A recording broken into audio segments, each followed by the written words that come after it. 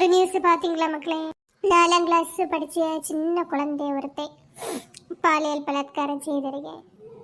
அந்த குழந்தைக்கு வாயை பொத்தி வச்சு பெரும்பால அடிச்சிருக்கேன்.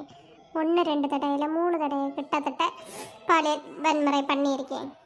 இதில் வேற அவனை ஃப்ரெண்டையும் வேற விளைச்சிருக்கேன். அந்த ஃப்ரெண்டுக்காரன் வரவுக்கு முன்னாடி இந்த குழந்தை எப்படியோ வாசமாக தப்பிச்சிருக்கு. வீட்டில் போய் தனக்கு அம்மாவிட்ட சொல்லி சொல்லி வலியால் துடிச்சு அழுதுருக்கு. அந்த அம்மா வந்து அவ்வளோ கண்ணீர் மெல்க பேட்டி கொடுக்குறாங்க.